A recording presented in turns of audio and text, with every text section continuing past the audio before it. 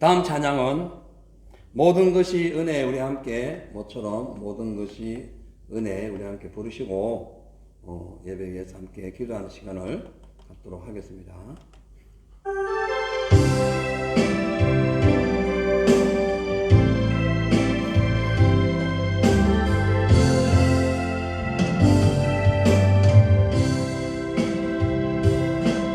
내가 누려왔던 모든 것들이 내가 지나왔던 모든 시간이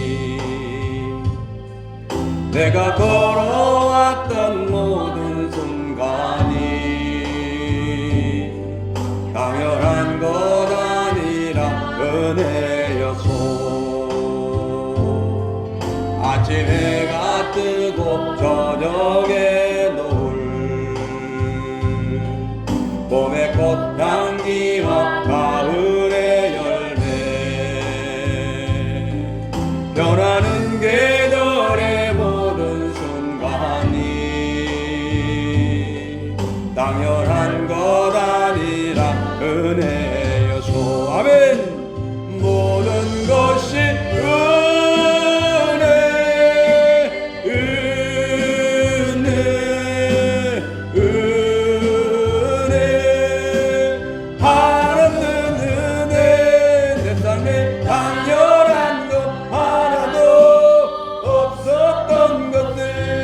모든 것이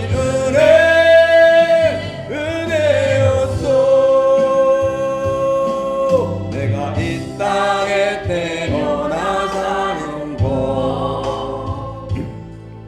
어린아이 시절과 지금까지 숨을 쉬며 살며 꿈을 꾸는 삶 당연한 것 아니라 은혜여소. 내가 하나님의 자녀로 살며 오늘 찬양하고 예배하는 삶 복음을 전할 수 있는 축복이 당연한 것 아니라 은혜였소. 아멘. 모든 것이 은혜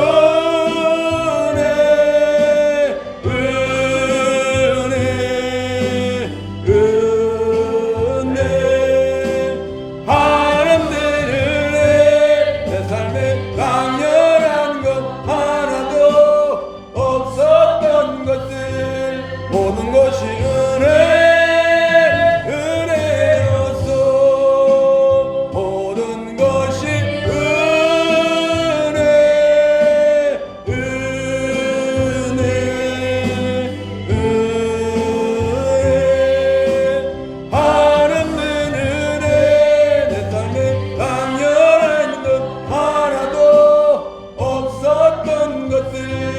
모든 것이 은혜. 우리 주여 한번 외치고 함께 기도하겠습니다. 주여 아버지 하나님 모든 것이 은혜입니다. 죄의 무덤에서 부활의 은혜로 부활의 생명으로 바뀐 것도 은혜고 죽을 수밖에 없는 우리가 하나님의 은혜로 살아난 것도 은혜고 주여 예수의 공로로 십자가에 피 묻은 그 은혜의 공로로 죽을 수밖에 없는 우리가 하나님의 자녀된 것 생명의 동산으로 바뀐 것 다 은혜입니다. 이 시간 아버지 하나님 은혜의 하나님을 찬양합니다. 생명의 주님을 찬양합니다. 하나님의 긍휼이 오는 시간이 마게 하시고 성령의 아버지여 그 충만함이 이 시간 예배를 통하여 우리의 심령 속에 나타나게 하여 주시고 오늘 아버지 하나님 드려지는 예배가 하나님의 보좌를 아버지여 움직일 수 있는 그 아버지여 믿음의 예배 되게 하옵소서. 그저 왔다 거저가는 그런 삶이 아니라 오늘 하나님 만나고 주의 뜻을 새기며 주님과 동행하며 성령의 은혜를 체험하는 놀라운 예배의 시간 되게 하여 주옵소서. 이곳에서 그리고 한국에서 또 아버지여 여러 타지에서 함께 예배드리는 사랑하는 우리 성도들 주여 축복하여 주시고 하나님의 은혜와 사랑으로 날마다 늘 아버지여 에녹처럼 점점적으로 주님과 동행하는 삶이 될 수 있도록 도와주시고 이 세상에 사랑이 식어진 이곳에 하나님이여 이 아버지 영원한 세상에 주님의 사랑과 긍휼과 자비와 용서의 믿음으로 나아갈 수 있도록 주님 축복하여 주시옵소서. 하나님의 사랑으로 오늘도 아버지여 숨을 쉬든지 아버지여 걸어가든지 앉든지 일어서든지 입을 열든지 닫든지 무엇을 하든지 주의 영광을 위하여 살아가는 우리 모두가 되게 하여 주옵소서. 내가 하나님의 자녀로 살며 오늘 찬양하고 예배하는 삶 복음을 전할 수 있는 축복이 당연한 것 아니라 은혜여서 모든 것이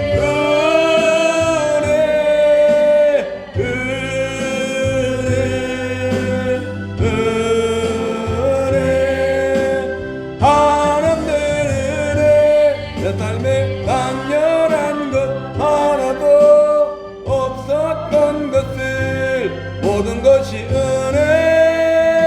은혜였소. 아멘. 하나님 말씀 봅니다. 마태복음 18장 21절에서 35절입니다. 오늘 유튜브는 지금 방송상 촬영이 안 되어서 페이스북으로만 오늘 예배를 드립니다. 함께 오늘 이 시간 주님의 전에 나와서 예배 드리는 모든 분들과 한국과 또 타지에서 함께 드리는 모든 예배 드리는 그 자리에 성령의 은혜가 함께 하시기를 간절히 소망합니다. 자, 우리 마태복음 18장 21절로 35절 함께 제가 동동합니다. 그때에 베드로가 나와 가로되 주여 형제가 내게 죄를 범하면 몇 번이나 용서하여 주리까? 7번까지 하오리까? 예수께서 가라사대 내게 이르노니 7번뿐 아니라 70번씩 7번이라도 할지니라.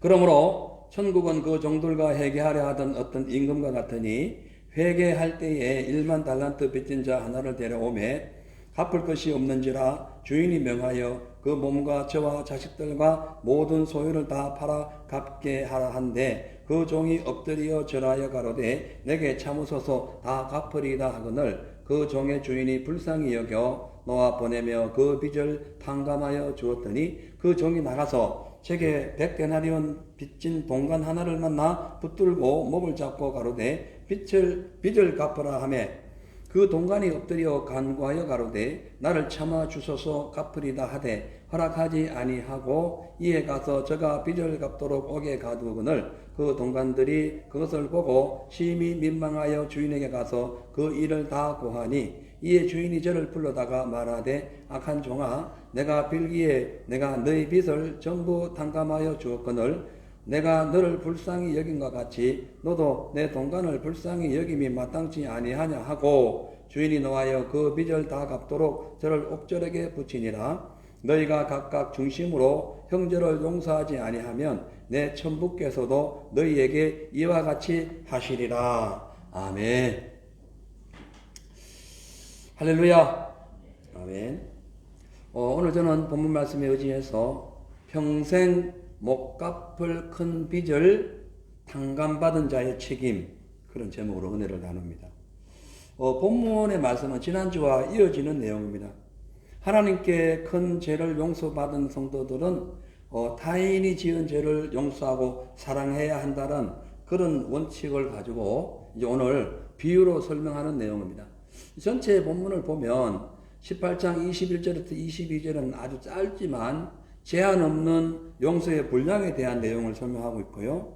또 23절에서 35절까지 오늘 전체 읽은 내용이죠. 이 말씀은 하나님께 도저히 갚을 수 없을 정도의 큰 빚을 탕감받은 사람들은 다른 사람의 죄에 대해서도 간대해야 되는 것이 원칙임을 지금 가르쳐주고 있습니다. 자, 그렇다면 우리가 타인의 죄를 얼마만큼이나 용서해야 하고 또 왜 그렇게 해야 하는지 오늘 한번, 지난주에도 좀 무거운 주제였는데요, 오늘까지 이제 무거운 주제로 이제 마무리를 하고 또 다음 주는 마태복음 19장으로 넘어가도록 하겠어요. 첫째로 죗값으로 도저히 갚지 못할 죗값으로 죽어야 할 우리 빚을 하나님께서 무상으로 갚아주셔서 도저히 나올 수 없는 지옥 구덩이에서 우리를 구원했기 때문에 이거보다 더 큰 빚이 없잖아요. 그래서 사소한 인간 사이에 벌어지는 여러 가지 원망 받을 일들, 원망 살 일들, 또 오해받을 일들, 또 분노할 일들, 또 여러 가지 속상하고 이렇게 화낼 이런 일들이 어떤 상황으로 우리에게 다가온다 할지라도 그것은 그냥 기본으로 용서해야 된다는 것을 오늘 전제로 말씀하고 있습니다. 자, 이제 23절에 보면 이러므로 천국은 그 종들과 회개하려 하던 어떤 임금과 같으니 회개할 때에 1만 달란트 빚진 자 하나를 데려오매 갚을 것이 없는지라 주인이 명하여 그 몸과 처와 자식들과 모든 소유를 다 팔아 갚게 하라 한데 그 종이 엎드려 절하여 가로되 내게 참으소서 내가 다 갚으리라 하거늘 이렇게 말씀합니다. 여기 보면 천국은 그 종들과 결산하려 하는 어떤 임금과 같다라는 이 말씀에서 보면 우리가 이 천국은 그냥 무방비로 아무 대책 없이 질서 없이 그냥 운영되는 것이 아니라 우리의 삶의 행실과 열매를 반드시 결산해서 공평하게 처리하는 그런 장소임을 알게 됩니다. 오늘 여기서 비유를 예수님이 말씀하시는데요. 임금은 누구예요? 여기 하나님을 예표하죠. 그리고 임금 옆에 있던 종들, 함께 임금과 함께 어떤 계산을, 어카운팅을 하고 있는 그 종들은 누구냐? 바로 하나님의 천사라고 볼 수가 있습니다. 그리고 또 이제 이 동간 또 하나 빚을 진 사람, 이 사람은 하나님 앞에 서야 할 죄인, 그러나 죗값을 갚지 못하여 심판받아 지옥에 갈 그런 어리석고 또 연약한 그런 죄인들을 의미합니다. 그리고 이 결산이 나오는데요. 이 결산은 하나님 앞에서 반드시 우리 죄가 셈을 받는다는 것이고 또 여기 보면 마지막 날에 백보자 심판 때에 하나님은 반드시 우리의 죄를 통해서 저울에 달아가지고 상과 벌을 주신다라는 것을 의미하고 있어요. 그래서 오늘 지금 예수님이 하신 이 비유는 단순한 인간관계의 무슨 계산 숫자가 오가고 돈을 더 벌었는데 적게 벌었는데 빚을 졌니 안 졌니 그런 차원을 벗어나는 그런 죄의 관계에 대해서 설명하고 있고 생명에 대해서 지금 말씀하고 있는 겁니다.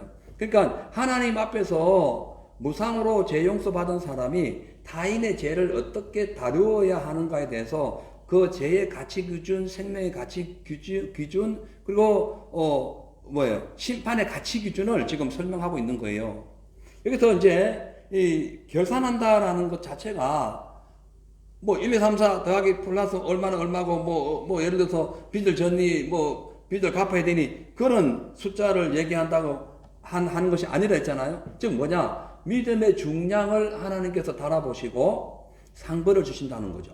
그러니까요, 회사 사장님이 직원들의 근무 상태와 일의 분량을 보고 뭘 줍니까? 웨이지를 주죠. 그리고 특별 보너스를 줍니다. 그걸 계산한다라고 표현해요. 그렇죠? 근데 하나님은 우리의 어떤 숫자적인 개념이 아니라 우리의 믿음의 분량, 사랑의 가치, 그리고 우리의 마음속에 있는 긍휼한 것, 그리고 하나님의 마음의 그 자비함을 얼마나 나타내고 있는지 그것을 계산한다는 거죠. 그래서 예수 믿는 사람은 하나님께 반드시 계산받을 날을 계산하면서 생각하면서 하나님의 성품을 우리에게 구원받은 자가 하나님의 성품을 받았기 때문에 사랑과 또 긍휼과 자비를 항상 나타내는 그런 삶이 돼야 된다는 거죠. 한편 24절에 보면 1만 달란트 빚진 자가 나오잖아요. 회개할 때에 1만 달란트 빚진 자 하나를 데려왔다라고 하는 거예요. 여기 1만 달란트가 엄청난 돈입니다. 그러니까 1달란트가요. 그 당시에 노동자 20년치 월급이에요. 상상이 안 가요. 그러니까 1만 달란트 곱하기 20년을 치면 한 사람이 20만 년 동안 갚아야 돼요. 도저히 못 갚는 거죠. 이 돈은 오늘날로 환산을 하면 US 달러 100억 달러입니다. 하나로 한국 돈으로 따지면 13조 원이에요. 못 갚습니다. 엄청난 금액입니다. 도저히 못 갚죠. 그럼 예를 들어서 그 당시 예수님 시대에 갈릴리, 데가볼리, 나사렛 이 등지에서 1년치 거둔 세금이 얼마냐면 600달란트예요. 1만 달란트에 턱없이 못해. 600달란트 뭐 1만 달란트 비하면 그러니까 1만 달란트인데 그 600달란트면은 6,000달란트 10배 엄청난 돈이 지금 예수님 그 빚진 사람이 엄청난 돈을 지금 빚을 지고 있다는 거죠. 그러니까 그 당시 1만 달란트는 한 마을 3개 마을 합친 것이 600달란트니까 이건 상상이 안 가는 거예요. 그러니까 제국을 통일시킨 왕 이런 사람들이 아니면 도저히 갚을 수 없는 어마어마한 금입니다. 엄청난 거예요. 그래서 그러면 이 1만 달란트 도저히 갚을 수 없는 1만 달란트가 오늘 우리의 삶에 무엇이냐? 이거는 도저히 우리의 인간의 습성과 인간의 인격과 인간의 가치로는 도저히 갚을 수 없는 우리의 삶의 교만함, 탐욕, 미움, 이기심, 불순종, 음란 도저히 이거 가지고는 도저히 지옥에서 빠져나올 수 없거든요. 도저히 이러한 죄값을 해놔가지고 천국으로 올라갈 수 없고 완전히 지옥에 무너질 수밖에 없는 도저히 구조받을 수 없는 그런 엄청난 돈을 오늘 1만 달란트에 비유하고 있다는 거죠. 그래서 1만 달란트 빚진 종은 지금 주인에게 뭐라 합니까? 26절에 보면은 엎드려 가지고 참아달라고 지금 간절하죠. 26절에 보니까 엎드려 절하여 이르되 참아주소서 다 갚으리니 참아달라는 것은 기다려주세요. 이렇게 기다려. 내가 갚을 때까지 좀 기다려주세요. 근데 이분이 얼마나 착각하고 있는지 아세요? 이 사람은 자기 힘으로 지금 1만 달란트를 도저히 갚을 수 없어요. 20만 년을 벌어야 될 돈이니까 도저히 갚을 수 없어요. 그런데도 일단 상황을 묘면하기 위해 가지고 내가 조금만 참아주면 조금만 기다려주면 내가 갚을게요 라고 지금 장담을 하고 있다는 거예요. 이게 지금 어찌 보면은 혹은 것이고 어찌 보면 거짓말인 것이고 장담하지만은 도저히 해결할 수 없는 그런 상황을 얘기하고 있는 거예요. 이제 이 지금 그 빚진 사람처럼요 많은 사람들이 장담합니다. 빚을 갚을 수 있다고 생각을 해요. 앞으로 잘하면 되겠지. 내가 노력해서 성공하면 뭐든지 할 수 있지. 내가 더 착하게 살면 하나님 앞에 당당하게 설 수 있을 거야. 나처럼만 해. 천국 가지. 이렇게 착각할 때 있는 거예요. 있다는 거죠.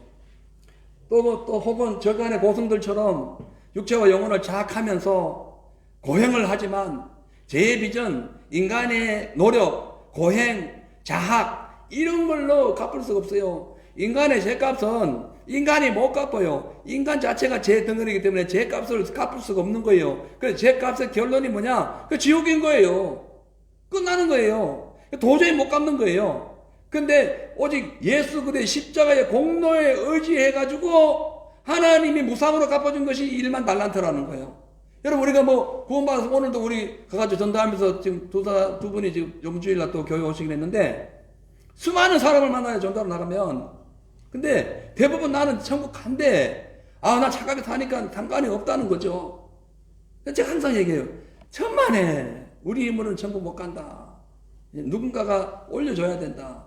그분이 예수다. 뭐 이렇게 전도를 하고 있는데 사랑성도 여러분 이 구원은요 우리의 공로와 선행으로 주어지는 것이 아니에요. 그렇게 할 수 없어요. 도저히 갚을 수 없어요. 그냥 하나님의 은혜입니다. 예수 십자가의 은혜로 무상으로 주는 거예요. 어떻게 할 때 그러면 무상으로 받느냐? 믿을 때 예수를 믿을 때 그냥 무상으로 던져주는 그냥 은혜인 거예요. 그래서 우리의 능력과 뭐 공로와 내가 착하게 살고 선하게 살고 그래서 뭐 구원받고 하는 거 아니라니까요. 예수 믿어야 구원받는 거예요. 우리 죄를 완전하게 완벽하게 탕감해 주신 예수를 믿어야 구원받는다는 거죠. 자, 그래서 이제 그 27절에 보면은 그 주인이 만 달란트 빚진 자의 그 간절한 그 어떤 고백을 듣고 도저히 안 되지만 하여튼 뭐 불쌍하니까 고백을 듣고 탕감을 해줍니다. 보세요. 27절에 그 종의 주인이 불쌍히 여겨 놓아 보내며 그 빚을 탕감하여 주었더니 딱 탕감해 주는 겁니다. 이 지금 왕이 종의 빚을 조금만 깎아준 게 아니에요. 혹은 분할하도록, 분할 납부해. 뭐 매달 얼마나 갚아. 이래 한 것도 아니에요. 그냥 한 방에 적극적으로 빚을 갚아준 거예요. 예수 그의 은혜, 예수의 구원의 역사는 뭐 차근차근 조금 뭐 재가지고 뭐 나중에 잘 살면 해결해주고 그게 아니라 예수 믿는 순간에 한 방에 그냥 첫 회에 그냥 완벽하게 구원을 이루어준다라고 성경은 말씀하고 있는 거죠. 그래서 이 복음의 핵심은 인간 스스로의 힘, 선행, 혹은 착해지려는 종교심, 사회봉사, 뭐 이러한 것들, 착함의 어떤 행실, 이러한 걸로 갚을 수 있는 것이 아닙니다. 지금 복음의 핵심, 그러니까 우리가 죄 용서받고 하나님의 자녀가 되는 것은 십자가의 은혜밖에 없어요. 예수 그리스도의 희생과 사랑의 대가밖에 없다라고 말씀하고 있는 거예요. 그래서 로마서 3장 23절에서 24절에 보면은 모든 사람이 죄를 범하였음에 하나님의 영광에 이르지 못하더니 절대로 죄를 범해가지고 구원을 이룰 수가 없어요. 그래서 예수 안에 있는 구속으로 말미암아 하나님의 은혜로 값없이 어렵다 하심을 얻은 자가 되었다. 누가요? 우리가. 예수의 은혜로. 그러니까 하나님은 예수님의 그 십자가 죽음을 통해서 죄값으로 도저히 갚을 수 없는 그 죄값으로 지옥 가는 영혼들을 구원해 주셨기 때문에 인간 스스로 뭐 어떤 능력으로 죄값을 청산한 것이 아니라 전적으로 무상으로 탕감받은 하나님의 은혜라고 성경은 말씀하고 있고 실질적으로 그렇고요. 자, 근데 이렇게 구원받은 사람이 그럼 어떻게 살아가야 되느냐? 당연히 큰 빚을 탕감받았으니까 당연히 작은 빚 그냥 탕감해 줘야 되죠. 근데 이제 28절에서 30절에 보면은 주인에게 어마어마한 도저히 20만 년을 벌어도 안 되는 그 1만 달란트의 엄청난 그 빚을 무상으로 탕감받은 지금 그 사람이 탕감받고 길을 그냥 거기서 이제 재판소에 나와가지고 탕감받고 길을 걸어가다가 자기한테 100데나리온 빚진 사람을 하나 만나가지고 목을 잡고는 빚 안 갚으면 죽이겠다고 지금 협박을 하는 내용이 본문에 나옵니다. 28절, 29절, 30절 보면은 그 종이 나가서 이제 탕감받은 종이 나가는 거예요. 길거리 가는 거예요. 집으로 가겠지요. 나가서 제게 100데나리온 빚진 동관 하나를 만나 붙들어 목을 잡고 가로되 빚을 갚으라 하며 그 동관이 엎드려 가로되 간과에 가로되 나를 참아 주소서 갚으리다 하되 허락지 아니하고 이에 가서 저가 빚을 갚도록 오게 가두거늘. 지금 자기는 도저히 갚을 수 없는 일반 달란트 20만 년을 벌어도 못 갚을 수 있는 그런 엄청난 그 돈을 탕감받았잖아요. 근데 지금 100데나리온 빚진 사람을 잡고는 목을 잡고는 막 어떻게 해요? 막 빚을 갚으라고 막 독촉하고 있는 거죠. 100데나리온이 뭐냐면요. 1데나리온이 한 사람 인부 하루 웨이지입니다. 여러분 보통 뭐 많이 버는 분들은 뭐 호주에서는 하루에 어떤 데는 보면 우리 청년들 보면 어떤 거 500불도 버는 청년이 있어요. 또 1년에 일주일에 뭐 10,000불 버는 청년도 있는 것 같은데 아무튼 그건 뭐 사업을 해서 그런데 어쨌든 평균 한 300달러 벌지요? 얼마? 한 500 버나? 아무튼 그 정도 벌어요. 그러면 여기 성경에 나온 대로 100데나리온이면은 10데나리온, 100데나리온이니까 100일치 월급입니다. 100일치. 그러니까 석 달, 열흘 월급이에요. 그래서 그 100데나리온도 작은 돈은 아니에요. 근데 조금 전만 해도 왕에게 살려달라고 내가 빚을 갚겠다고 도저히 자기 힘으로 갚지 못하면서도 그 빚을 갚겠다고 막 간절히 그 사정을 해서 왕으로부터 어마어마한 큰 빚을 탕감받은 이 사람이 자기에게 빚진 아주 그 뭐 100데나리온 해봐야 얼마 되지 않은 그 사람의 목을 잡고 위협하고 있다. 이것은 진짜 뭔가가 문제가 있다. 큰 빚을 탕감받은 사람의 행위가 아니다. 즉 은혜를 까먹은 사람이다라고 볼 수 있어요. 하나님의 은혜를 까먹으면 이렇게 사람이 강팍해집니다. 잔인해집니다. 구원받고도 악랄해질 수가 있어요. 자, 그래서 29절에 보면은 그 100데나리온 빚진 사람이 지금 10,000데나리온 탕감받은 사람에게 얘기하는 거예요. 29절에 그 동관이 엎드려 간과에 가르되 나를 참으소서 갚으리이다. 이 말이 어떤 말이에요? 조금 전 그 사람이 자기 주인 왕에게 가서 좀 참아주세요. 내가 갚을게요. 그렇게 얘기했던 거예요. 자기 100데나리온 사람도 그렇게 그대로 지금 얘기해요. 그러면 자기는 10,000달란트를 용서받았으면, 빚을 탕감받았으면 당연히 이 사람 100달란트 탕감해줘야지. 근데 전혀 그런 자기는 그렇게 해놓고는 전혀 그렇지 않습니다. 그냥 몇 살을 잡고는 막 그냥 독촉하고 죽이겠다는 거죠. 아주 그냥 빚을 갚아달라 하니까 냉정하게 거절합니다. 그래서 이 종의 행동처럼 하나님께 큰 죄를 용서받은 사람이 사소한 죄를 용서하지 못하는 것이 어찌 보면 은혜를 잊어버린 사람들의 행동이라고 볼 수가 있어요. 30절 보니까 보세요. 동간이 이제 가로되 갚아달라 하니까 3절에 허락하지 아니하고 이에 가서 저가 빚을 갚도록 옥에 가두었다. 이게 말이 안 되죠. 야, 이게 참 허락하지 아니했다는 이 한마디가 참 무서운 거예요. 하나님은 너의 죄를 허락했는데, 너의 죄를 용서했는데 너는 어떻게 저 사람의 죄를 용서하지 않느냐? 하나님은 너의 빚을 갚아줬는데 너는 저 사람의 빚을 왜 안 갚아주느냐? 아우, 무서운 말씀입니다. 하나님은 너를 죄에서, 사망에서, 죽음에서, 지옥에서 풀어줬는데 왜 너는 한 사람의 죄, 한 사람의 실수, 한 사람의 어떤 문제점을 계속 끝까지 물어주면서 오히려 지옥에 집어넣고 감옥에 가두고 있느냐? 지금 그러고 있는 거죠. 왜 너는 하나님으로부터 꽁꽁 묶인 걸 죄의 사슬에 풀어놨는데 왜 너는 저 사람의 그 꽁꽁 묶여있는 그 죄의 사슬을 왜 풀어주지 못하느냐? 이러고 있는 거예요. 이것이 누구냐? 바로 바리새인들 같은 이중 인격자라고 볼 수가 있는 거예요. 자, 그래서 3절을 보니까 이에 가서 저가 빚을 갚도록 옥에 가두거늘 이렇게 말씀해요. 이게 옥에 가둬버린 거예요. 자기는 주인에게 얘기해가지고 10,000달란트 엄청난 빚을 갚아놓고는 자기에게 빚진 사람에게는 절대로 불쌍히 여기지 않습니다. 긍휼히 여기지 않습니다. 완전히 경제 사범으로 몰아가지고 아예 옥에 가두어버린 거예요. 이것이 인간의 태단이고 인간의 완고한 마음입니다.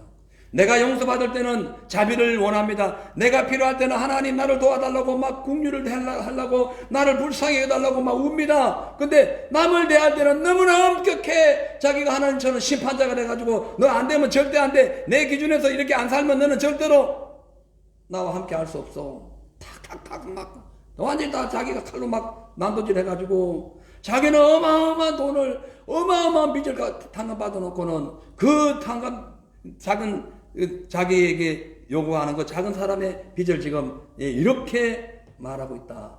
이건 심각한 겁니다. 자기가 심판자로부터 심판을 받았으면은 자기도 다른 사람의 죄를 긍휼히 여기고 뭐 어떤 문제, 어떤 실수, 어떤 여러 가지 일들을 긍휼히 여겨야 되는데 이 사람은 지금 오히려 자기가 하나님의 입장에 심판자의 입장에서 가지고 막 그냥 나무라고 완고하게 마음이 굳어져 가지고 그 사람을 아주 미워하고 쓸모없는 사람이라고 막 철저하게 정죄하고 있는 거죠. 자, 그래서 그 소식을 들은 함께 그 내용을 이렇게 함께 봤던 사람 중에 한 사람이 하인이 예수님께 자기 주인에게 와가지고 요 상황을 설명을 해요. 보세요. 29절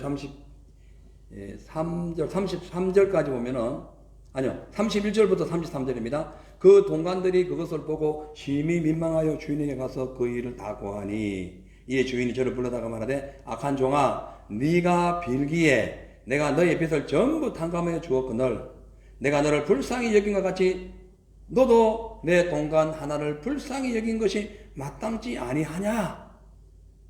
라고 말씀하는 거예요. 여기서 이 동관들이 많이 나오는데요. 빚진 사람과 관련되어 있는 동관들은 가난하고 또 헐벗고 어려운 그런 관계에 있는 사람들이고, 여기에 또 하나 동관은 왕에게 그 시대에 함께 힘들고 어려웠던 사람들, 그 사회적인 어떤 빈약한 자들이 그 소식을 보고 왕에 가지고 고발하고 있는 거예요. 그래서 이 상황을 볼 때에 오늘 영적으로 보면 바로 이 동관들이 누구냐? 천사입니다. 천사. 우리 주변에는 천사들이 있어요. 그러니까 각 사람에게 붙어 다니는 천사가 우리의 행하는 모든 행적을 마치 몰래카메라처럼 일일이 하나님께 보고한다는 거예요. 우리가 함부로 행동하면 안 되는 이유가 사람이 안 볼 때의 나의 모든 모습, 사람이 볼 때에 또 모든 어떤 행적 이런 것들을 천사가 일일이 보고하는 거예요. 그래서 욥기서 33장 23절에 보면은 1천 천사 가운데 그 한 천사가 각자 한 사람의 해석자로 함께 있어서 그의 정당한 행함을 보여주고 보고한다라고 말씀하고 있어요. 하나님은 천사를 통해 가지고 우리의 일거수일투족의 모든 삶을 다 보고받고 있는 겁니다. 그래서 큰 빚 탕감받는 사람이 작은 빚진 그 동료를 감옥에 넣는 이 부당한 행동을 지금 보고한 거예요. 이게 심각. 그러면 하나님 가만히 있냐? 다시 부르죠. 너 다시 와봐. 즉 우리가 큰 빚, 예수 그리스도의 은혜로 지옥에서 구원받은 큰 빚을 탕감받았다면은 만약에 남을 미워하고 시기하고 질투하고 분노하고 싫어하고 나하고 안 맞다고 배척하고 그러면은 반드시 우리는 하나님 앞에 섭니다. 꿈으로, 환상으로, 혹은 또 어떤 환경으로, 어떤 물질로, 육체로 막 얻어 터져가면서 하나님 앞에 섭니다. 아이고 저 죽겠네. 어떡합니까? 그때 우리에게 깨닫게 해요. 너 봐라. 너는 왜 그랬니? 난 너에게 이만큼 했는데 너는 왜 안 했니? 이렇게 말씀하고 있는 거죠. 깨닫게 하는 거죠. 근데 우리가요, 교회를 다니면서도 자기가 지은 죄는 용서를 아주 구합니다. 울면서도 구하고, 막 도와달라고 구하고, 하나님께도 구하고, 구해요. 근데 다른 사람이 지은 죄는 절대로 용서 안 해. 이게 문제야, 이게 문제. 왜 그러냐? 하나님께 받은 구원의 은혜가 내 삶으로 내려오지 않아서 그래요. 머리에서만 도는 거야. 머리에서만 내가 구원받았지, 나 구원받았네, 너 구원받았네, 찬양만 하는 거야. 이 마음으로 안 내려와. 그 구원의 그 어마어마한 20만 년을 벌어도 안 되는, 지옥은 20만 년 뿐이겠어요. 영원한, 거기서 절대로 갚을 수 없는 그 빚을 예수 십자가 은혜로, 공로로 값없이 그 죄를 용서받았다면, 그것이 우리가 머리에만 돌면 안 되고, 마음으로 내려와야지. 간섭을 심해서 그래. 나도 죄인, 나 같은 죄인도 용서받았는데 내가 지금 좀 해봐야 돼. 조금 물질에 손해 나거나 아니면 조금 자존심 상하거나 좀 오해받고 말아요. 사람 눈치 보지 마세요. 시선을 하나님께 돌리라니까. 천국 가가지고 사람 시선 본 거는 아무 가치가 없어. 오히려 책망받아요. 하나님의 시선을 봐야 돼. 그게 진짜 중요하다니까요. 그래서 지금 보면은 하나님께 용서받는 그 큰 죄의 값을 용서받는 그 사람이 그 감사의 그 은혜를 마음으로 이 육체로 그 삶으로 내려오지 않고 보니까 자기 그 동료 백데나리온 그 빚진 자를 그냥 목을 잡고 막 경제사범을 몰아가지고 오게 집어넣잖아요. 고소해가지고. 여러분 웬만하면 그렇지 않기는 고소하면 안 됩니다. 좀 져줘요. 져줘. 이것도 사기쳤어. 사기당한 네가 문제지. 하나님께 바로 못 썼거나 무슨 문제가 있겠지. 아니면 연단시키거나 다 네 탓으로 돌려. 예수님은 다 내 탓으로 돌리는데 너는 왜 맨날 남의 탓으로 돌리냐. 예? 여러분 진짜 저도 많은 목회생활 하면서 신앙생활 하는데 내 탓으로 돌리면 진짜 편해요. 후회가 없어요. 근데 남의 탓으로 돌리면 분노가 와. 예? 근데 내 탓으로 돌려버려. 상관없어요. 예? 왜냐하면 내 탓으로 안 돌리고 남의 탓으로 돌리는 그 순간에 우리의 삶은 하나님 앞에 악한 자가 됩니다. 여기 32절 보세요. 32절에 보면은 이 주인이 저를 부르다가 말하되 악한 종아 이러잖아. 그전에는 악한 종이 아니야. 그냥 빚진 종이었어요. 근데 지금은 악한 종에 대해서 네가 나한테 용서해달라고 빚 갚아달라고 빌어서 내가 네 빚을 다 탕감해 주었는데 너는 왜 그러냐. 내가 너를 불쌍히 여겨가지고 빚을 탕감해줬으면은 너도 불쌍히 여겨야지. 야 이 악한 종아 이렇게 막 소리를 지르는 거예요. 예? 여러분 우리가 악한 종이 뭡니까? 남의 돈 떼먹어서 악한 종입니까? 사기쳐서 악한 종입니까? 나라에 반란이 일으켜서 악한 종입니까? 아니에요. 악한 종은 뭐냐? 돈을 떼먹어서도 그래서 그게 아니라 악한 종은 하나님의 큰 자비를 얻고도 무상으로 얻고도 남에게 그 자비를 베풀어 주지 않는 사람, 그 사람이 악한 자예요. 왜? 하나님의 은혜를 왜곡했기 때문에. 바꾼 거예요. 예? 자, 그래서 하나님은 33절에 얘기하는 거예요. 내가 너를 불쌍히 여긴 같이 너도 내 동안을 불쌍히 여김이 마땅치 아니하냐 하고. 참 좋은 이 말씀이요. 오늘 전체 본문의 핵심입니다. 하나님이 우리에게 기대하는 것은요, 우리의 완벽한 신앙이 아닙니다. 큰 산 것도 아닙니다. 하나님 우리에게 기대하는 것은요, 네가 받은 사랑을 네가 받은 용서를 그대로 네가 받은 하나님의 자비를 그대로 실천해 가지고 한 영혼도 구원 실족시키지 않고 구원하는 거야. 구원하는 거. 교회 봉사 열심히 하고 뭐 저거 다 해도 한 사람 실족시키면은 소용없다. 내가 너를 용서했는데 어떻게 네가 그렇게 할 수 있냐는 거죠. 예. 왜냐하면 돈 뭐 이런 것은 하나님 다 물질 주시고 건강 주시니까 봉사하고 헌신하는 거예요. 근데 마음은 내가 먹어야지. 하나님께 받은 은혜를 머리에서 감돌면 안 되고 마음으로 육신으로 심령으로 쏟아내려가지고 그것으로 갚아줄 수 있는 은혜를 우리가 행해야 되지. 왜 머리만 뱅뱅 돌고 신앙이 그냥 껍데기 신앙이 된단 말이에요. 안 된다는 거죠. 예. 자, 그래서 예수님께서 그러니까 그 왕이 완악하여 자기 동료의 그 빚 그것 때문에 맥살을 잡고 그냥 옥절에 넘긴 그 사람을 심판합니다. 보세요. 34절, 35절. 주인이 노하여 그 빚을 다 갚도록 저를 옥절에게 붙이니라. 그 사람이 옥절에 붙이니까 하나님도 이 사람을 옥절에 붙여. 뿌린 대로 되는 거예요. 뿌린 대로. 내가 용서 안 하면 하나님 용서 안 하십니다. 내가 미워하는데 어떻게 하나님 우리를 사랑하겠어요? 사람은 상대방을 그렇게 미워하고 그렇게 저주하고 그렇게 싫어하면서 주여 나를 사랑해 주세요. 말이 되는 소리냐? 말이 되는 소리야. 니나 똑바로 해라. 니나 똑바로 해. 그럼 다 돼. 하나님 다 보고 계셔. 일천 천사 다 두고 해가지고 다 보고 받아. 몰래 카메라로 다 너희 행적을 다 찍고 있는데 너는 그렇게 행동하면서 무슨 국률을 바라겠냐는 거죠. 안 된다는 거예요. 그 병든 사람 무시하지 마세요. 국률 얘기해야 됩니다. 아이고 어쩌다 저 모양 됐지. 예수 신앙생활 똑바로 못해가지고 병들었네. 니도 신앙생활 똑바로 못할 때 있어. 그러면 너도 똑같이 병들면 어떡할래? 예? 아우 저 게을러 빠져가 돈도 못 벌고. 니도 힘들면 아프면 게을러 빠질 수가 있어.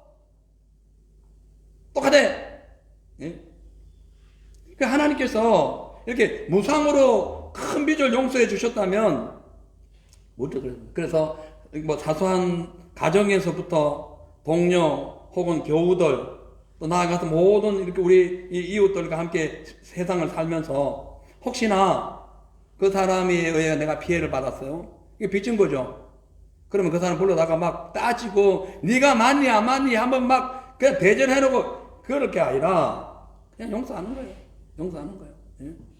그러니까 죄를 용서받지, 그러니까 죄를 용서받은 사람이 타인의 죄를 용서하지 않으면요 어떻게 해요? 우리도 똑같이 용서 안 받는 겁니다. 왜냐하면 예수 십자가의 은혜로 지옥에서 구원받은 사람들이 오레알처럼 아주 작은 그런 죄 혹은 자존심 때문에 막 사람들 싸웁니다. 저 사람 나를 이렇게 내가 누군데 난 죄인이라니까 구원받은 뭐 네가 뭐야 죄인 내가 그래도 대통령인데 죄인받은 대통령이 용서받은 대통령 죄의 대통령이야. 예? 내가 그래도 뭐 교수인데 그냥 죄 교수야. 죄 교수 앞에는 죄라는 명칭이 있는 거예요. 근데 뭘 우리가 대단하다고 예? 그렇게 할 것이 없습니다. 지도자일수록 가장 낮아져야 돼요. 가장 낮아져야 돼요. 예? 무조건 낮아져야 됩니다. 내가 너를 불쌍히 여긴 것처럼 너도 불쌍히 여기지 아니하면 너 마음속에 계속 저주하는 마음, 미워하는 마음, 용서하기 싫어하는 마음, 그런 마음이 계속 있다면은 너는 하나님의 큰 빛을 더 이상 볼 수가 없어. 그렇게 말씀하고 있는 거예요. 사랑하는 성도 여러분, 안 좋던 감정이 한순간에 사라지는 것은 아니에요. 그렇다고 상처가 깊을수록 계속 그 상처를 긁어내면 더 힘듭니다. 회복할 수 있는 기회를 열어줘야 돼요. 그래서 미움과 복수가 아니라 용서와 사랑으로 감옥에 집어넣는 것이 아닌 감옥에서 건져내는 그런 사람이 돼야 하나님의 은혜를 우리가 제대로 받을 수 있습니다. 우리 한번 생각해 봐야 됩니다. 우리는 과연 아직 나에게 피해를 주고 있는 가족, 배우자, 친구, 교인, 뭐 동료들의 목을 잡고 지금도 막 흔들고 있지는 않는가? 우리가 나 자신에게 피해를 준 사람의 목을 잡고 있는 동안에요, 내 영혼도 감옥처럼 묶여갑니다. 그러나 용서하고 상대를 사랑하고 하면요, 일반 달란트 받은 용서받은 탕감받은 그 하나님의 은혜가 우리를 자유롭게 합니다. 사랑하는 성도 여러분, 오늘부터 타인에 대한 최종의 심판을 하나님께 맡기세요. 받은 은혜만 전하는 저와 여러분 되시길 주님 축원합니다. 마지막으로 둘째로 예수님의 은혜로 구원받은 성도들은 타인의 죄에 대하여 계산을 하면 안 됩니다. 무조건 용서해야 됩니다. 그것이 21절, 22절이에요. 원래 처음에 읽었던 내용을 뒤로 넘겨서 지금 설명하는 겁니다. 왜냐하면 그래야 지금 결론 부분이 나오기 때문에 그래요. 21절까지 보면 그때에 베드로가 나와 가로되 주여 형제가 내게 죄를 범하면 몇 번이나 용서하여 주니까 7번까지 할까요? 예수께서 대답하여 가로사대 이르노니 7번뿐 아니라 70번씩 7번이라도 할지어다. 여기 보면 주여 형제가 내게 죄를 범하면 몇 번 용서합니까? 7번 합니까? 그 당시에 3번 정도 그 당시 문화가 죄를 지으면 3번 정도 용서하면은 충분하다고 생각을 했어요. 근데 베드로는 그 3번을 추구한 조금 높이 상한가를 올린 거야. 3번이 아니라 7번까지 올려준 거예요. 상당히 제너러스하죠. 간대한 거예요. 충분하게 넉넉하게 해준 거지. 그래가지고 그정 3번 했는데 그 당시에 문화는 3번 용서하면 상당히 간대한 용서인데 베드로는 거기다 4번을 더 추가해가지고 7번까지 올려준 거예요. 그러니까 아주 괜찮다고 생각하고 자기가 던진 말이에요. 진짜 받을 줄 알았죠. 근데 예수님께서는 베드로의 그 간대한 그 7번이라는 그 숫자의 기준, 그 개념을 깨뜨리시면서 그 이상의 용서를 요구합니다. 22절에 7번뿐 아니라 70번을 7번까지 할지니라. 70 times 7이에요. 이게 뭐냐면 이 숫자는 완전하고 무한한 숫자를 의미합니다. 그러니까 용서가 1은 곱하기 70은 얼마예요? 490이죠. 이 490이라는 이 숫자, 이 계산도 있지만 이것은 무한한 수를 의미하는 거예요. 어마어마한 숫자. 엄청난 그 숫자를 지금 용서의 개념을 이렇게 설명하면서 용서는 숫자로 세면 안 된다. 인간의 계산을 뛰어넘어서 무한하게 하는 용서다. 이분이 예수님이에요. 할렐루야. 이분이 그렇게 하신 거예요. 예수님이 우리를 어마어마하게 30번 용서하고 징계하거나 7번까지 참아주거나 그러지 않고 무한하게 용서하신 분이에요. 근데 우리 사람은 어떻게 합니까? 30번 용서해줘요. 그래 7번까지는 기다려보지. 그래 실수할 수 있지. 좀 참아보자. 근데 7번, 8번, 10번 막 넘어간다. 그러면 나도 이제 할 만큼 했지 하고 큰 소리 치면서 이제 한바탕 붙습니다. 이게 이제 문제인 거야. 끝까지 가는 거예요. 될 때까지 용서해 주는 거지. 예? 그래서 우리가 오늘 이 본문에서 예수님께서 하시는 말씀이 용서하지 못하는 말, 용서하지 못하는 행동, 이것은 너도 용서 못 받고 용서받지 못한 사람도 마음의 상처를 받을 수밖에 없다. 이걸 지금 설명하고 있는 거예요. 그래서 죄 지은 형제를 버리지 말고 회복시키라고 말씀하신 예수님께서 이 죄 지은 자를 회복시키기 위해서는, 용서하고 회복시키기 위해서는 무한정의 용서가 필요하다. 그래서 여러분, 우리가 예수님 오시는 그날까지 나이 많은 분들은 더 그날이 가까워지잖아요. 무한정 용서하세요. 무한정 용서하세요. 하세요. 진짜 하세요. 해야 됩니다. 우리가 예수 믿는 게 뭐죠? 말로 하면 예배를 수십 번, 제가요, 지금 1년에 설교를 어마어마하게 합니다. 엄청나. 다른 분들도 마찬가지죠. 근데 우리가 설교를 무한하게 하는 건, 저 역시 우리 모두가 똑같아요. 설교 무한정 하는 게 중요한 게 아니야. 설교 무한정 듣는 것도 중요한 게 아니야. 들은 건 한 말씀이라도 좀 행하자는 거죠. 그건 설마 칠 게 아니죠. 행해야 됩니다. 무조건 용서해야 돼요. 그러니까 이 하나님께서 오늘 이 말씀 70번에 7번 이 말씀을 말씀하신 그 내용 속에서 우리는 집 나간 탕자의 죄를 용서하신 그 아버지의 그 사랑을 우리가 배우게 되는데요. 어떤 죄를 짓고 어떤 문제를 일으키고 하더라도 처음에 섭섭하지만은 그 용서할 준비를 가지고 기다릴 줄 아는 마음을 가져야 돼요. 저거 내가 가만히 안 두게 기회만 와봐라. 내가 완전히 정리할 거야. 그건 세상 사람이야. 그 조폭들이 하는 거예요. 그냥 기다려요. 죄 짓고 간 사람이 돌아오면은 안아줄 마음으로 기다리라고 해요. 뭘로 기다려요? 기도하면서. 사랑하면서. 그 사람 얼굴을 떠올리면서 기뻐하면서 기다리는 거예요. 기다려야 되는 거죠. 예? 많은 사람들이 마음이 안 풀려서 용서 못한다고 합니다. 그래서 막 그냥 한 번 당하면 바보가 되기, 두 번 당하면 바보가 되기 때문에 반드시 죄값을 갚아줘야 돼 하고 막 강팍한 마음을 갖고 막 그래요. 그리고 어떤 사람은 야 용서는 비굴한 자 하는 거야. 그냥 그 용서가 어디 있어? 이는 이, 눈에는 눈은 그렇게 행동해야지. 어이 이렇게 얘기한다니까요. 그건 아닙니다. 우리는 사랑의 차원에서 모든 사람을 대해야 됩니다. 자, 그렇다면 도저히 용서할 수 없는 사람은 우리가 어떻게 하면 용서할 수 있을까요? 첫째로 내가 받은 용서를 기억해야 됩니다. 나를 위해 십자가 지신 주님의 은혜를 우리가 기억해야 됩니다. 그러면 사람의 허물이 작아 보여요. 예수의 은혜를 기억하지 못하면 사람의 허물이 커집니다. 주님의 은혜를 기억하면 내 죄가 그냥 커져요. 근데 주님의 은혜를 기억하지 못하면 내 죄가 안 보여. 그래 어떻게 하냐? 내가 용서받은 것을 기억해야 됩니다. 두 번째, 감정보다 하나님의 말씀에 순종해야 됩니다. 용서는 감정이 풀린 뒤에 하면 안 됩니다. 일단 하나님의 말씀에 순종해야 돼요. 그래서 그 감정으로 모든 걸 처리하지 말고 말씀 안에서 해결해야 용서가 됩니다. 그렇잖아요. 요셉 보세요. 말이 안 되는 상황에서 용서해 주죠. 다윗 보세요. 진짜 억울한 상황에서 용서해 주지 않습니까? 말이 안 되죠. 자, 그래서 이렇게 해야 돼. 근데 세 번째로 그래도 용서가 안 되거든 용서할 수 있도록 해달라고 기도해야 돼. 내 힘은 안 되니까.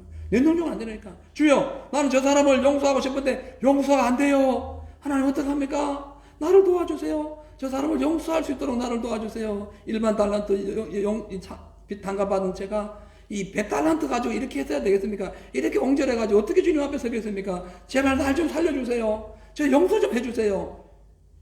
그런데 용서 안 하면 우리가 영이 죽습니다. 주님 앞에 가가지고도 회개한다니까. 계산해가지고 그냥 징계받을 수 있어요. 성도 여러분, 우리가 저나 여러분 마찬가지로 저도 참 예수 믿는 것 때문에 주의 종이라는 것 때문에 참 말도 안 되는 수많은 핍박과 아픔을 당해서 근데 지금까지 누구한테 한번 하소연 하거나 원수 갚아달라고 해본 적이 없습니다. 그냥 내가 용서해본 거야. 뭐 내가 잘나서 그런가 다 기도하는 거예요. 은혜 앞에 그냥 기도하는 거예요. 하나님께 다 알아서 하셨어요. 다 알았어요. 자, 그래서 우리가 갚을 수 없는 죄를 탕감받았듯이 신앙의 출발은 내 의로움으로 내 능력이 아니라 용서받은 죄인이라는 고백에서 시작됩니다. 아멘. 구원의 은혜를 잊으면 안 돼요. 남을 잔인하게 미워하면 안 됩니다. 십자가를 기억하면서 주의 자비를 가지고 용서의 그 은혜를 우리가 펼쳐내야 돼요. 구원받은 사람에게 마땅한 삶의 열매는 사랑과 용서입니다. 오늘부터 여러분 용서에 인생하지 마세요. 사랑에 인생하지 마세요. 긍휼과 자비에 인생하지 마세요. 그리고 내 마음이, 우리의 마음이 사단이 지배하는 그런 미움 속에 들어가지 마세요. 예수님의 은혜 안으로 들어가세요. 우리 모두가 하나님의 사랑을 실천하고 용서를 실천하는 믿음의 종들이 되시기를 주의 이름으로 축원합니다. 아멘. 우리 함께 찬양 부르시고 기도하는 시간을 갖도록 합니다. 어서 돌아오, 어서 돌아만 오. 이 찬양 부르시고 함께 기도하겠습니다.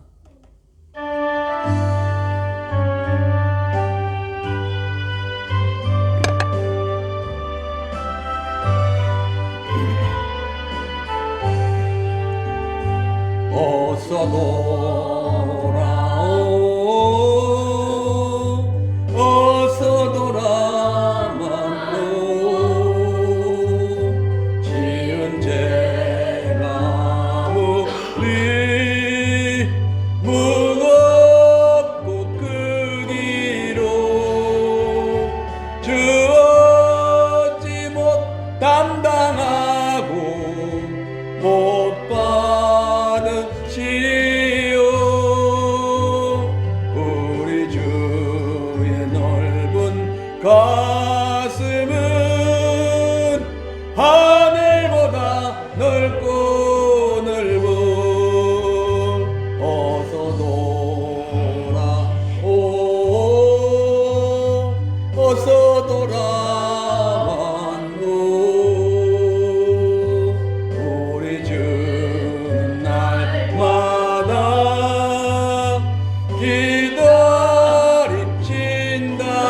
기다리신다오. 밤마다 문 열어놓고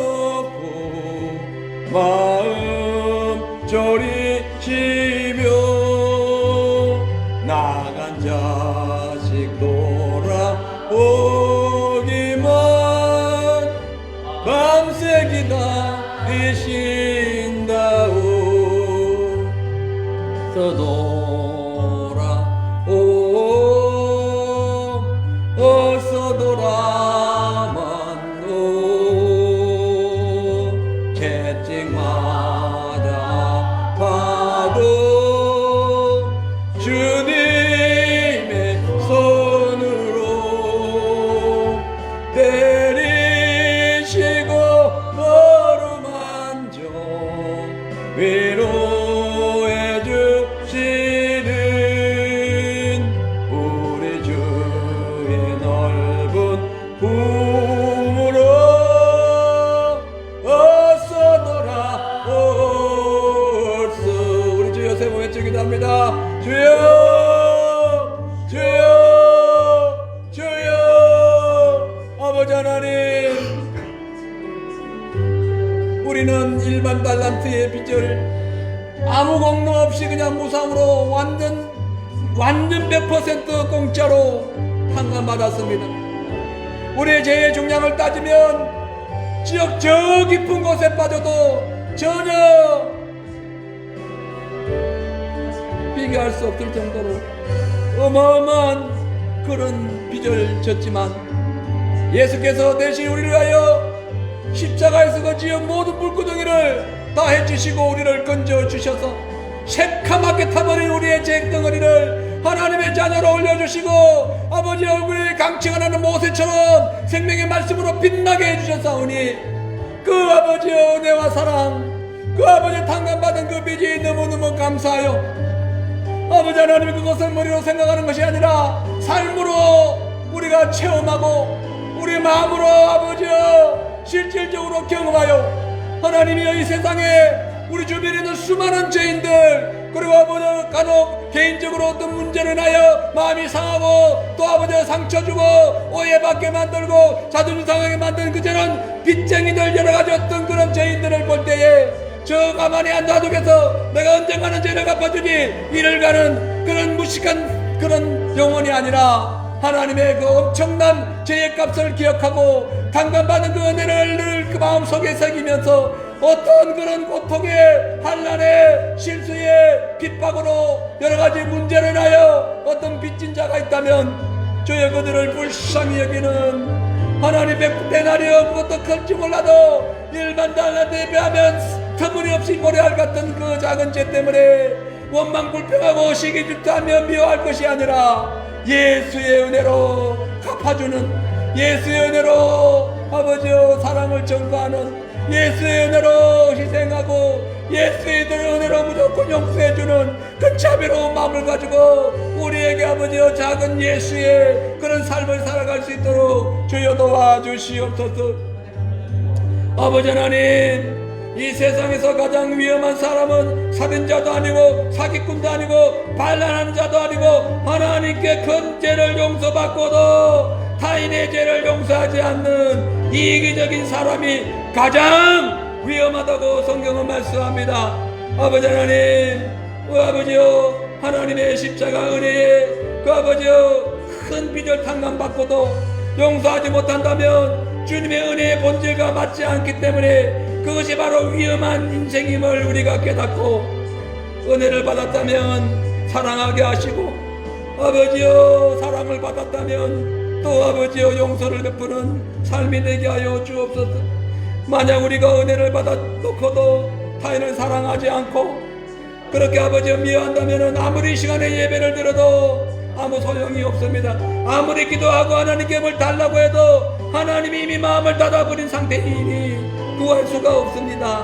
아버지 하나님, 하나님께 자비를 구하면서 사람에게 냉정하게 행동하는 그런 아버지여 잘못된 그런 마음을 없애주옵소서. 1만 달란트 탕감받은 우리 아버지여 우리의 영혼에 하나님 아버지여 백단날에 온 그 아무것도 아닌 것처럼 여기게 하여 주옵소서. 예수님의 십자가 아래 선 우리 모두가 아버지 어떤 아버지여 정죄보다도 주의 자비와 은혜로 상처받은 영혼을 보담아주고 또 내가 상처받을 때 주님 기회로 위로받고 상처 준 자는 당당하게 또 아버지 하나님 오히려 더 가까이 가서 용서해주고 또 베풀어주는 그런 삶을 삶으로 원수의 목전의 상을 받게 하시고 아버지 머리에 숯불을 올려놓는 그런 아버지여 참으로 멋진 신앙인이 될 수 있도록 도와주옵소서. 오늘부터 큰 빚을 탕감받은 자로서 내가 너를 용서한 것이 너도 남을 용서하는 것이 마땅하지 않냐고 말씀했듯이 주의 말씀대로 오늘 우리가 큰 죄를 용서받았기에 이제 작은 죄를 용서하는 그런 사랑의 종들이 다 될 수 있도록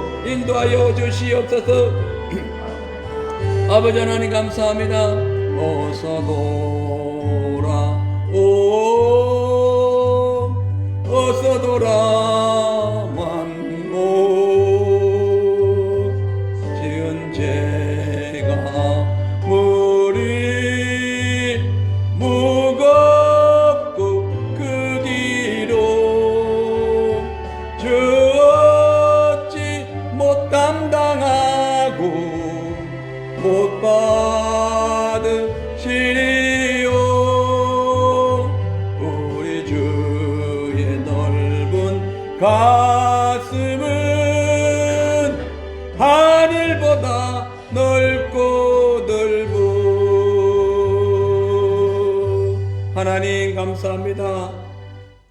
평생 못 갚을 큰 빚을 탕감받은 우리 믿는 모든 자들은 아버지 하나님 누구를 만나든 어떤 환경 상황 속에서도 일단 용서하는 마음을 품게 하여 주시고 아버지 하나님 오늘 성경에서도 악한 자는 사기치고 도둑질하고 그런 것이 아니라 받은 은혜를 나눠주지 못하고 빚을 탕감받은 자가 오히려 화를 내면서 작은 빚에 그 연연해 가지고 타인의 죄를 용서하지 않는 거라고 말씀을 했습니다. 아버지 하나님 이 세상에서 가장 위험한 사람은 바로 이러한 사람임을 알고 혹은 우리가 지금 큰 죄를 용서받고도 작은 죄 하나 보고 멱살 잡고 그냥 옥에 집어넣는 그런 마음을 품고 있지는 않은지 주여 우리를 불쌍히 여기시고 오늘부터 은혜 받은 자의 삶으로 그 예수 그리스도의 향기를 나타내게 하여 주시옵소서.